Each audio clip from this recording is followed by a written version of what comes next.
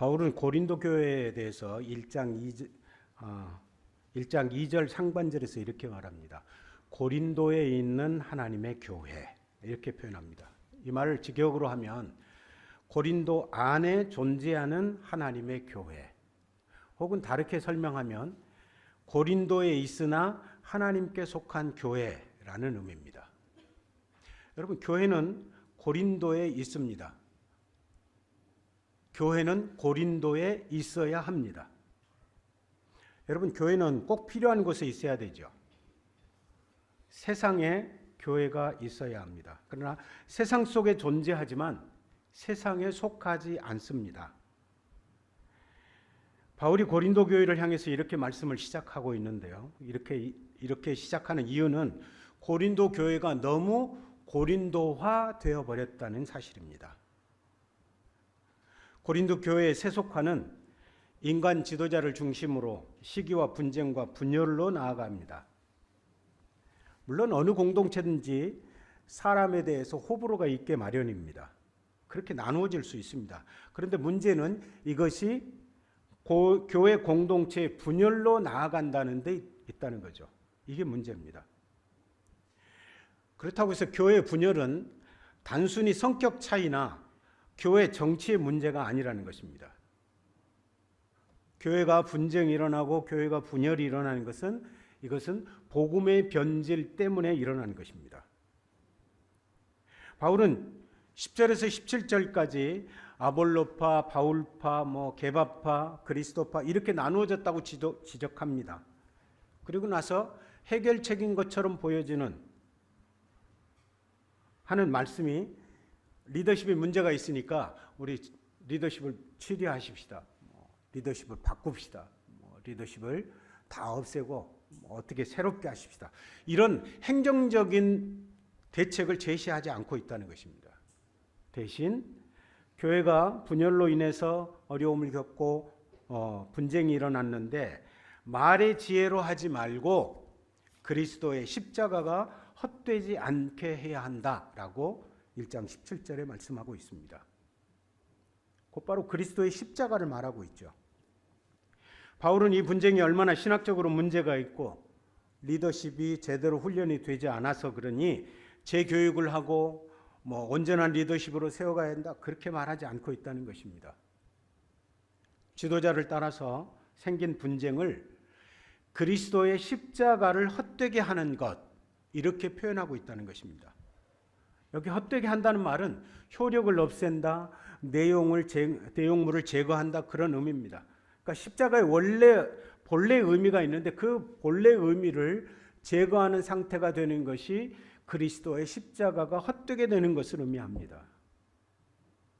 교회가 분쟁하면 사회적으로 지탄을 받는다는 그런 정도가 아닙니다. 아예 교회 공동체 존립의 근거인 십자가가 무너지는 것이라고 바울은 아주 강하게 표현하고 있습니다. 저도 얼마 전에 어디 교회라고 이야기하면 아실만한 그런 교회인데 어떤 분이 그 교회 문제를 전화를 하셨어요. 오랫동안 전화를 하면서 같은 내용을 이야기하지만 그 교회가 분열이 되어져서 이제는 어떻게 해야 될지 모를 그런 상황에 놓여 있는 것 같이 보입니다. 그런 것들을 주위에 있는 사람들이 알게 되면 어떤 일이 일어날까요? 이거는 십자가 자체가 무너지게 된다는 것입니다. 고린도 교회가 고린도 안에 존재하고 있습니다. 하지만 고린도화 되어서는 안 되죠. 고린도 안에 있는 이 고린도 교회는 하나님의 교회가 되어야 합니다. 그런데 고린도 교회 문제는 세상을 변화시키기 위한 것보다 세상의 세계관을 교회 내 깊숙이 들여옵니다. 그리고 교회가 세속화되어 버렸습니다. 바울은 고린도 교회에 나타난 분쟁의 원인을 단순히 성격 차이나 지도자에 대한 선호의 문제로 보지 않습니다. 바울이 보는 고린도 교회의 분쟁은 훨씬 더 깊은 신학적인 문제를 가지고 있습니다. 교회가 그리스도의 십자가보다 인간의 지혜를 더 중히 여기기 시작했다는 증거이기도 합니다. 그래서 바울은 17절에서 말의 지혜를 언급한 후에 곧바로 18절에서 십자가의 도를 언급합니다. 얼핏 보면 주제가 바뀌는 것 같이 보입니다. 17절까지는 분쟁에 대해서 누구파 분쟁을 이야기하더니 18절에 십자가의 도를 설명하고 있는 것은 주제가 갑자기 바뀌는 것처럼 보이지만 실제로는 매우 긴밀하게 연결되어 있다는 것입니다. 왜냐하면 18절에 보면 왜냐하면이라는 접속사가 붙어 있습니다. 17절까지의 문제가 18절에 와서 왜냐하면 십자가의 도가 멸망하는 자들에게는 미련한 것이기 때문에 그걸 따르는 사람들이 어떤 결과를 가져오는가에 대한 말씀을 지적하는 것이라는 겁니다. 바울의 논리는 분명합니다. 교회가 사람의 지혜와 능력을 기준으로 지도자를 평가하고 자랑하기 시작할 때 십자가는 그 중심에서 밀려나게 됩니다. 그리고 십자가가 중심에서 사라질 때 교회는 자연스럽게 파벌과 경쟁 안으로 들어가게 마련입니다. 고린도 교회를 보면 알 수 있습니다. 바울파, 아볼로파, 게바파, 그리스도파.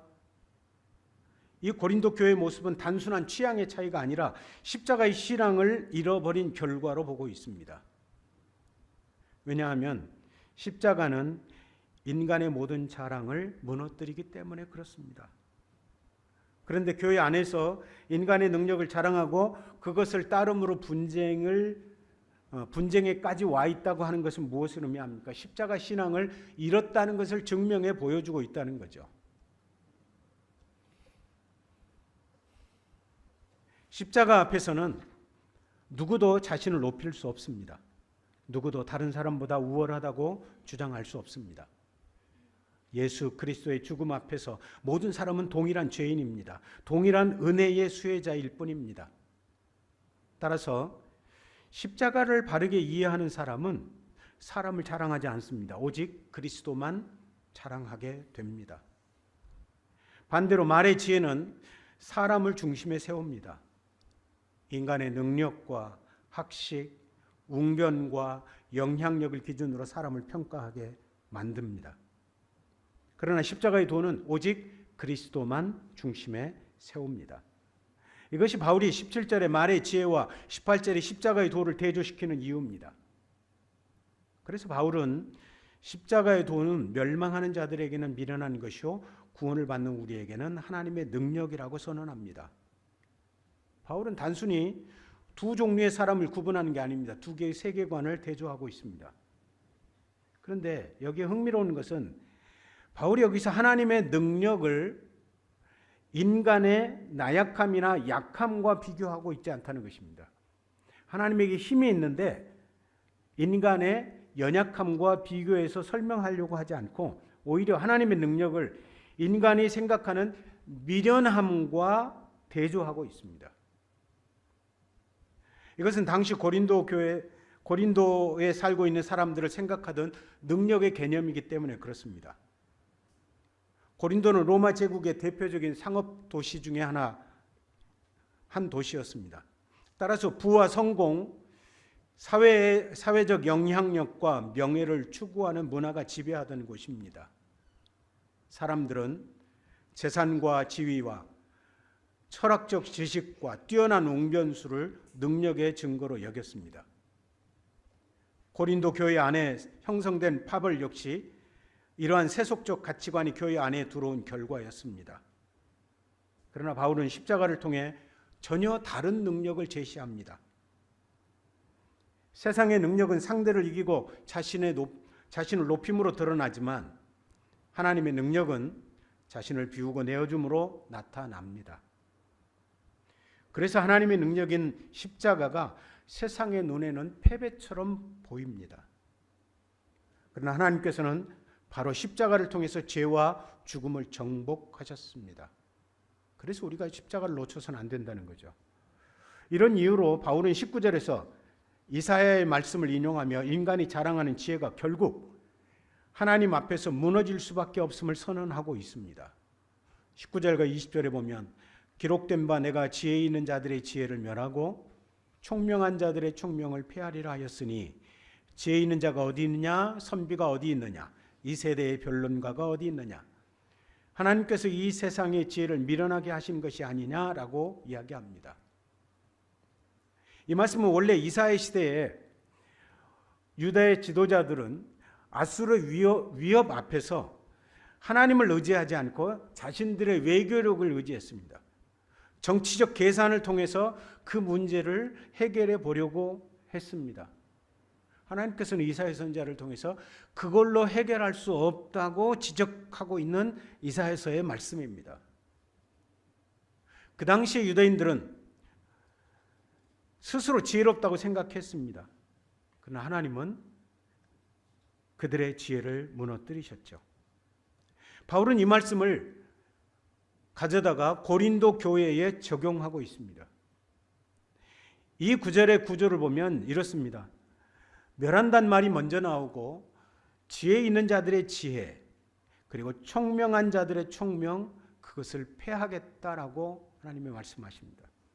그러니까 바울이 멸하고 폐한다는 것을 분명하게 선언하고 있다는 것입니다. 지혜롭다고 생각하는 자들의 지혜, 총명하다고 생각하는 자들의 총명을 하나님이 폐하신다는 것입니다. 그런데 우리가 오해하지 말아야 될 것이 이것은 단순히 인간의 지성 자체를 부정하는 말이 아닙니다. 인간이 하나님 없이도 스스로 구원에 이를 수 있다고 자신하는 자율적이고도 교만한 지혜의 파산 선언이 바로 이 말씀인 것입니다. 20절에 지혜 있는 자라고 표현했죠. 지혜 있는 자는 아마도 그 당시에 헬라 철학자를 가리키는 것으로 보입니다. 선비가 어디 있느냐 그랬죠? 율법학자나 종교 전문가를 의미하는 것으로 보입니다. 세대의 변론가는 당시에 헬라와 유대에서 변론과 질문을 즐기던 논객들이 분명합니다. 그런데 바울은 이들의 지혜가 어디 있느냐라고 수사 의문문을 3번씩이나 사용하면서 이 땅의 지혜자들이 자신들이 지혜로 십자가의 도를 깨달으려고 해도 깨달을 수 없다는 것을 강조하고 있습니다. 사랑하는 여러분, 모든 공동체가 다 그런 건 아니지만 오늘날에도 소위 지성인들이 모인다고 하는 곳일수록 십자가의 도는 더 외면을 당하고 있습니다. 예수 그리스도의 십자가가 아니더라도 자신의 지혜로 이 땅의 삶을 얼마든지 살아갈 수 있다고 생각하기 때문에 더욱 그럴 것 같습니다. 교회 하나 되면 비슷한 성격이나 취향이 이루어져 되어지는 것이 아닌 것입니다. 십자가 앞에서 모두 은혜 받은 죄인임을 인정할 때 비로소 진정한 하나됨이 가능합니다. 내가 옳다는 것을 증명하려는 마음, 내 의견을 관철시키려는 마음, 내 공로를 인정받으려는 마음이 강할수록 그 공동체는 분열될 것입니다. 그러나 십자가를 바라볼수록 우리는 자신보다 그리스도를 높이게 되고 자신의 권리보다 공동체의 유익을 먼저 생각하게 됩니다. 그러므로 교회를 변화시키는 궁극적인 능력은 인간의 기술이나 방법이 아닙니다. 십자가의 복음이라는 사실을 우리는 알아야 합니다. 사람을 진정으로 변화시키는 것은 웅변이 아니고 복음입니다. 조직이 아니라 성령입니다. 인간의 지혜가 아니라 하나님의 능력이라는 것을 이 말씀을 통하여 다시 한번 깊이 마음속에 담아두시기 바랍니다. 21절입니다. 하나님의 지혜에 있어서는 이 세상이 자기 지혜로 하나님을 알지 못하므로 하나님께서 전도에 미련한 것으로 믿는 자들을 구원하기를 기뻐하셨다라고 말합니다. 18절에서 20절까지의 논증을 보면 지혜가 인간과 관련하여 상당히 부정적인 의미로 설명되어지고 있습니다. 하지만 지혜는 하나님과 연결될 때 매우 긍정적인 의미로 사용됩니다. 하나님의 지혜에 있어서는 이렇게 말하죠. 이 말씀은 하나님의 지혜 안에서라고 번역할 수 있는데 이는 하나님께서 당신의 지혜를 세상에 나타나셔서 하나님을 알게 하셨다. 그러나 세상이 하나님의 지혜를 알지 못했다는 것을 의미하는 것입니다. 더 정확하게는 인간이 하나님의 지혜의 계시 한가운데 있으면서도 구원의 계시를 알고 싶지 않았다는 의미로 우리는 이해할 수 있습니다. 사람의 지혜로는 하나님을 깨닫지 못하니까 하나님께서 당신의 지혜를 드러내 보여주셨습니다. 그래서 21절에서 이 세상이 자기 지혜로 하나님을 알지 못하므로 하나님께서 전도에 미련한 것으로 믿는 자들을 구원하시기를 기뻐하셨다라고 말씀하십니다.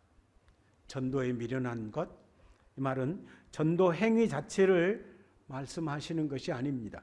우리 가다 보면 길이나 혹은 공원에서 전도지 나누면서 예수 믿으세요, 교회 다니세요 이렇게 말하는 그 전도 행위를 가리킨다고 말해서는 안 된다는 것입니다.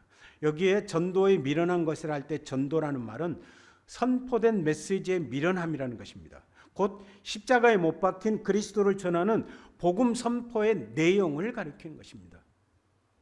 십자가의 메시지가 사람들에게는 미련하게 보이지만 그것이 하나님 앞에서는 구원의 방식이 된다는 거죠.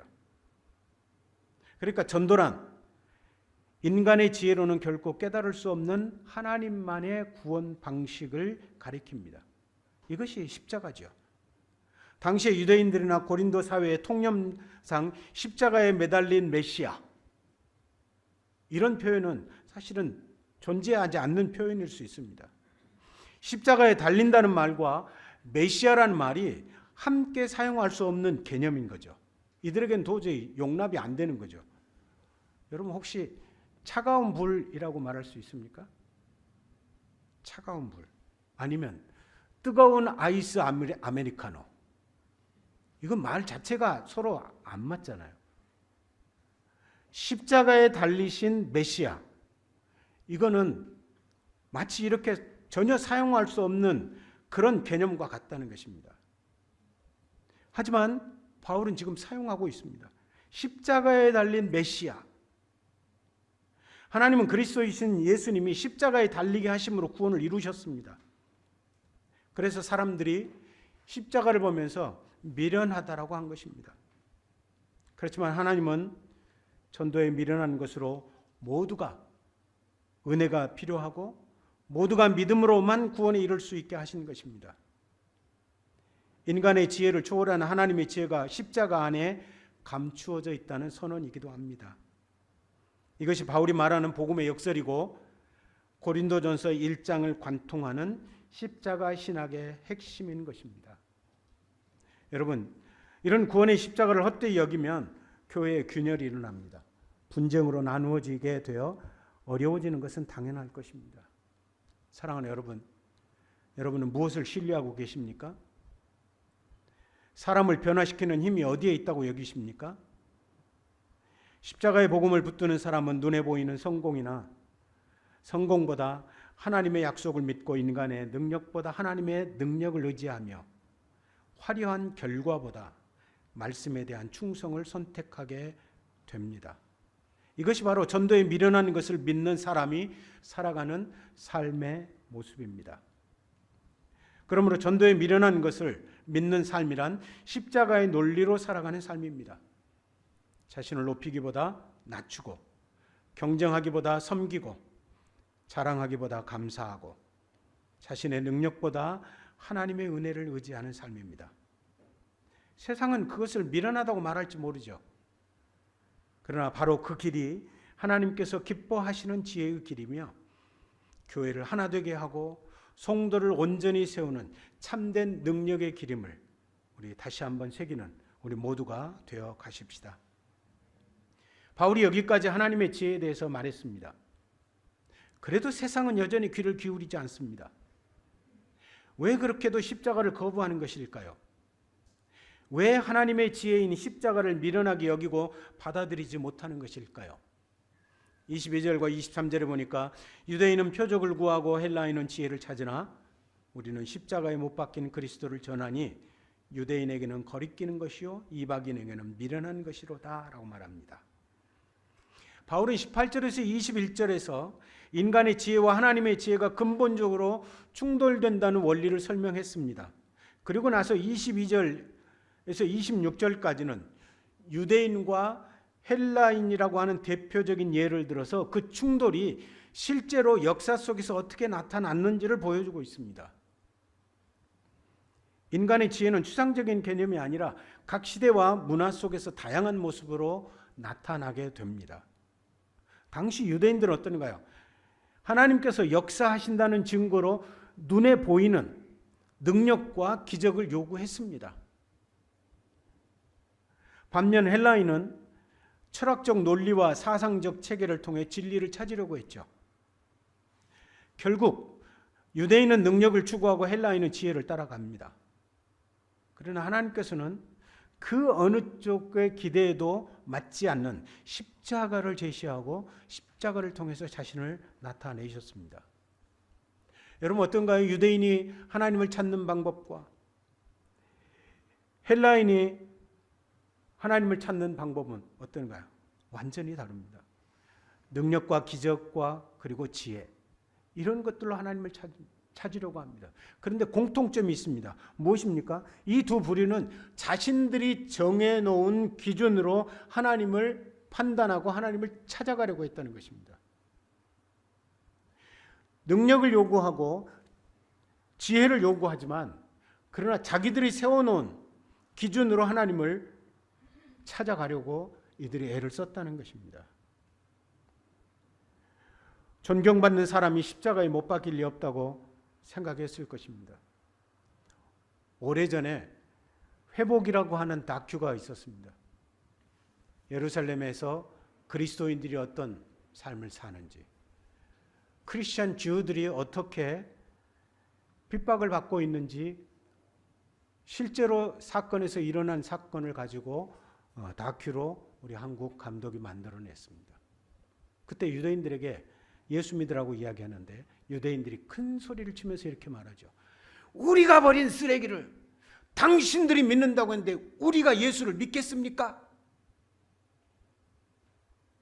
실제로 유대인들이 예수님을 쓰레기라고 생각하고 십자가에 못 박았습니다. 그들이 그래요. 그러면서 전도하는 사람들을 사정없이 구타하고 몰아내고 그런 장면들이 있었습니다. 여러분 그들은 존경받는 메시아가 십자가에 못 박혔을 리 없다고 생각했다는 것입니다. 그들에게 죽음은 승리가 아니라 패배였습니다. 도대체 어떤 신이 죽임을 당하려고 이 땅에 내려온다는 것입니까? 그리고 또 실제로 죽임을 당했다는 것을 상상이나 할 수 있겠습니까? 자기가 믿는 신이 이 땅에 내려와서 스스로 십자가에 못 박혀 죽었다는 것을 아무도 상상하기 어려운 일입니다.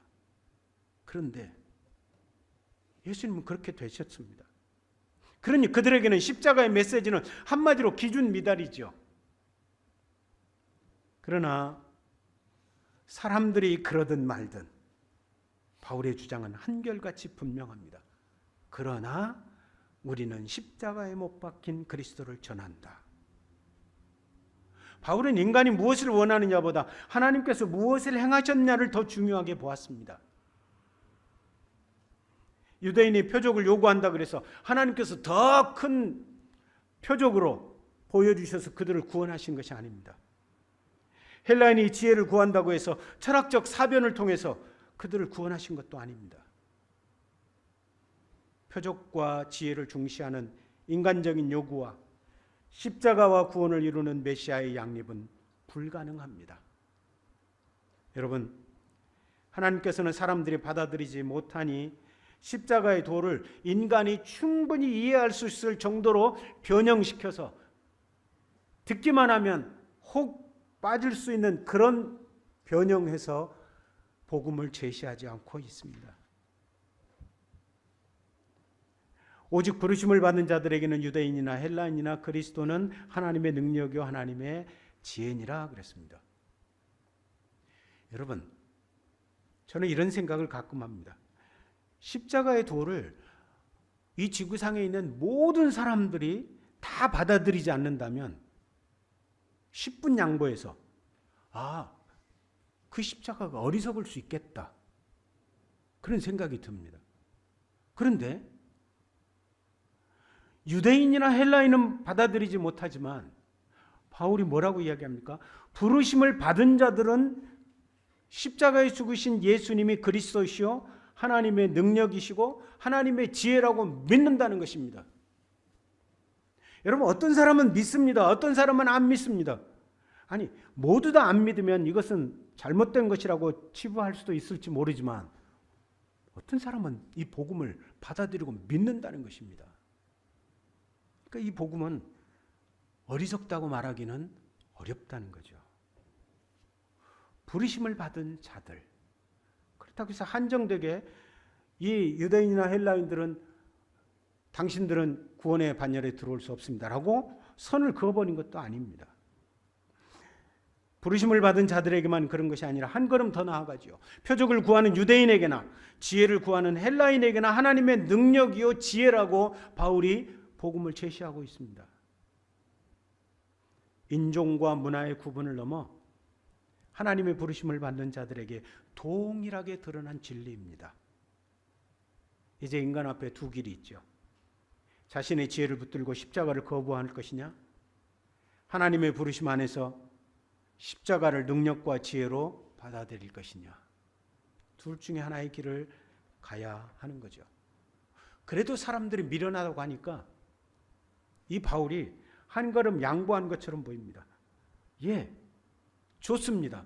당신들이 미련하다고 하니까 실제로 어리석거나 약한 것은 아니지만 내가 한 걸음 뒤에 물러서서 그렇다고 여겨보십시다 라고 지금 이야기를 합니다. 그래서 25절에 이렇게 말하죠.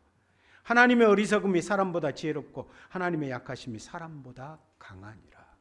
네, 좋습니다. 당신들이 어리석고 약하다고 이야기한다 그러면 예, 하나님이 어리석을 수 있습니다.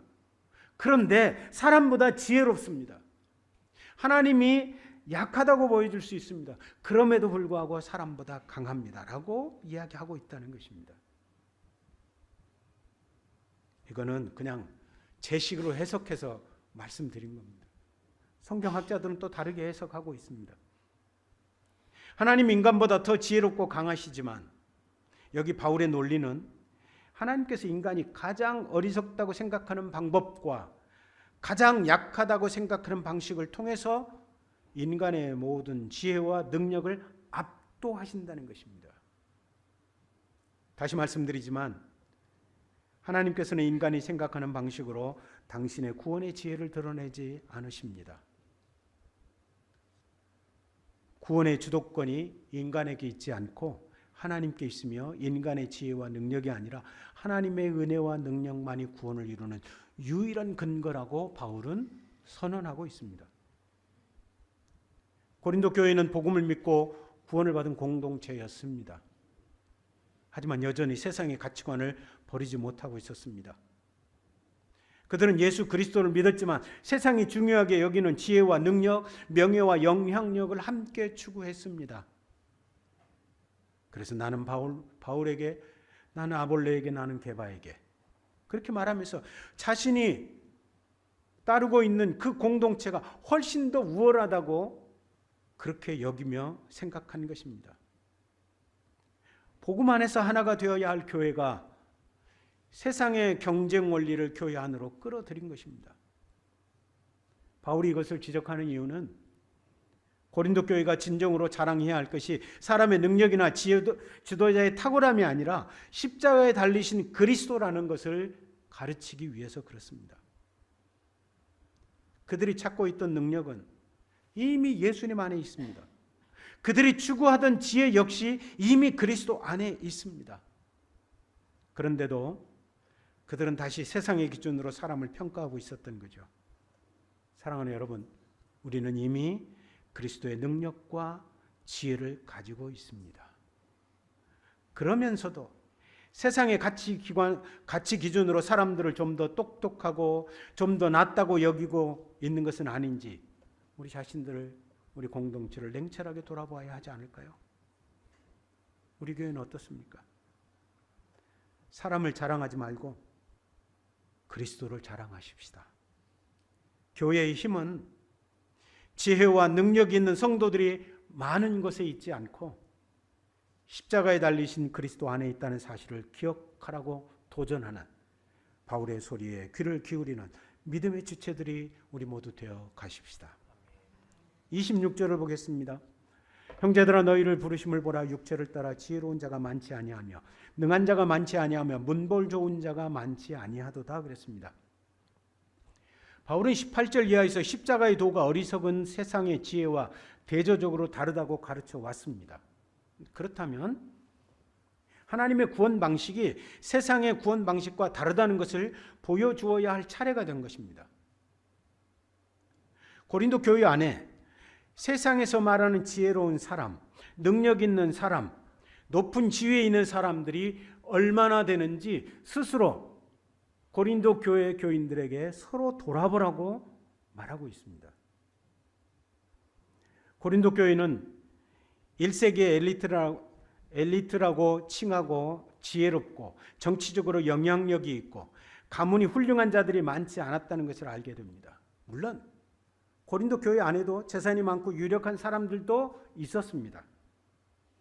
그 사람들이 고린도전서 1장 11절에 근로의 집 사람들처럼 이렇게 표현하죠. 에라스도도 나옵니다. 가이오도 나옵니다. 아마도 바울이 로마에 머물 때 집 주인이 가이오였던 것으로 보여집니다. 에라스도도 고린도시의 고위 공직자로 알려져 있는 사람입니다. 물론 그런 사람들도 있었습니다. 그러나 대부분 세상의 기준으로 볼 때 능력 있다고 여겨지는 수준의 그런 사람들이 아니라 조금 더 낮은 사람들에 의해서 성도로 부르심을 받아 교회 멤버가 되었다는 것을 자기 스스로 교회를 돌아보니 알 수 있게 되었다는 것입니다. 하나님의 자녀가 된 자신들을 보니 앞에서 바울이 가르친 내용과 정확하게 일치하고 있다는 것을 알게 된 겁니다. 하나님 나라에서는 세상의 기준이 통하지 않는다는 것을 깨닫게 합니다. 하나님은 강한 자보다 하나님을 의지하는 자를 사용하시고 지혜로운 자보다 십자가를 붙드는 자를 사용하셔서 스스로 높아진 자보다 하나님 앞에 겸손히 엎드린 자를 사용하십니다. 27절과 28절에 보니까 하나님께서 택하셨다라고 하는 표현을 3번씩이나 사용하고 있습니다. 하나님이 택하셔서 미련한 자로 하여금 미련한 자를 택해서 지혜 있는 자들을 부끄럽게 하신다는 겁니다. 세상의 약한 자들을 선택하셔서 강한 자들을 부끄럽게 한다. 세상의 천한 것들과 멸시받는 것들과 없는 것들을 택하셔서 그들을 패하신다라고 표현합니다. 이것을 홍인규 교수님이 쓴 책에 보니까 종말론적 뒤집음이라고 그 헤이스라고 하는 학자가 쓴 고린도전서의 말씀을 따가지고 와서 이야기하고 있는 것을 보았습니다. 종말론적인 뒤집음. 하나님의 특징적인 행위 중에 하나이죠. 이런 하나님의 뒤집는 행위는 십자가의 역설과 상응합니다. 여러분, 십자가는 모든 걸 다 역전시키죠.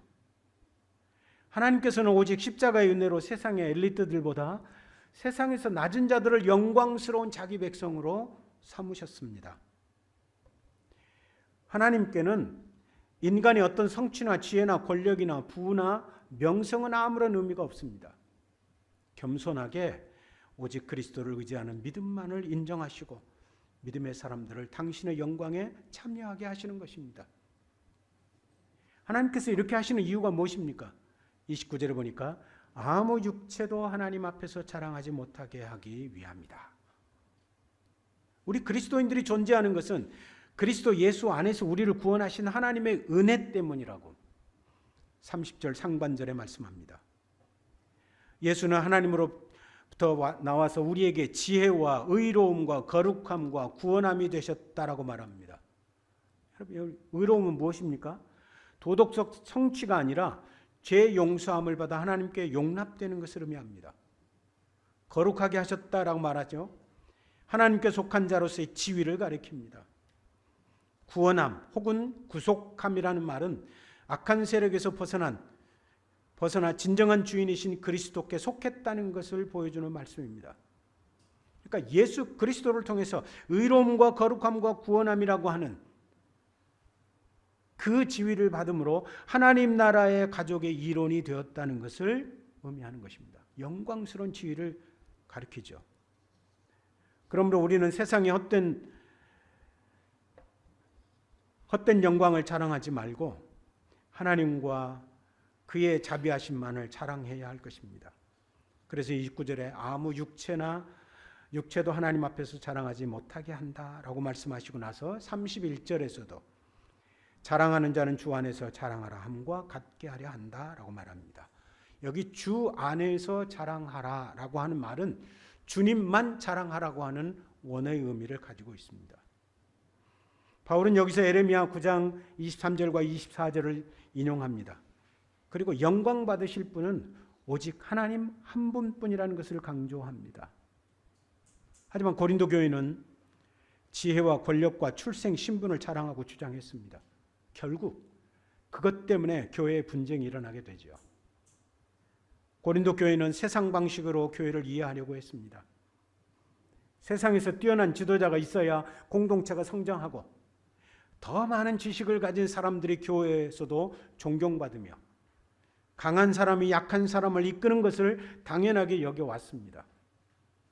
그러나 바울은 십자가를 통해 하나님 나라의 질서가 세상의 질서와 다르다는 것을 분명하게 보여주고 있습니다. 그러므로 고린도전서 1장이 우리에게 가르치는 핵심은 교회의 중심이 사람에게서 그리스도로 옮겨져야 한다는 것입니다. 바울이 고린도 교회에 가르치고 있는 것은 누가 더 뛰어난가가 문제가 아니라 누가 우리의 진정한 왕이신가 하는 문제입니다. 성도의 삶은 끊임없이 세상의 가치에서 벗어나 십자가의 가치로 돌아가는 과정입니다. 사랑하는 여러분, 교회의 소망은 사람에게 있지 않습니다. 그러므로 우리는 물어야 합니다. 우리 교회가 정말 그리스도를 중심에 두고 있는지.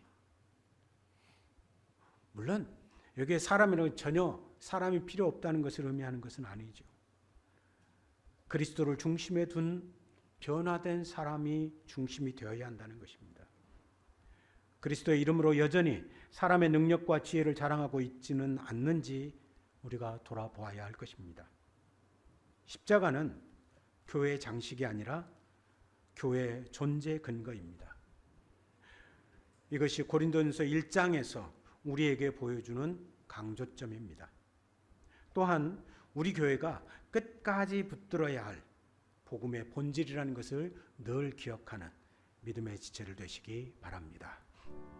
우리가 마음으로 사랑하는 아버지 하나님, 우리도 고린도 교회처럼 사람의 지혜와 능력에 물들어 주님의 십자가를 중심에서 밀어내지 않았는지를 돌아봅니다. 만일 우리 안에 교만과 비교의 마음과 자신을 높이려는 마음이 있거든 주님 내려놓게 하시고 십자가 앞에서 은혜를 받아야 하는 연약한 존재임을 주님 앞에 고백하고 겸손히 나아가는 저희들이 되게 하여 주옵소서. 세상의 가치와 성공보다 하나님의 지혜와 능력을 더욱 신뢰하게 하시고 사람을 자랑하기보다 오직 예수 그리스도만 자랑하는 믿음을 허락하여 주옵소서. 우리 교회가 세상 안에 있으니 그러나 세상 안에 있지만 세상에 속하지 않는 하나님의 교회로 굳세게 서도록 힘을 허락하여 주시옵소서. 십자가의 복음 안에서 하나 되는 은혜가 있게 하여 주시옵소서. 오늘도 우리 교회를 여전히 붙드시고 회복시키시고 새롭게 해주시는 그 주님의 사랑을 인하여 감사하며 주님의 이름을 찬양하며 예수님의 이름으로 기도합니다.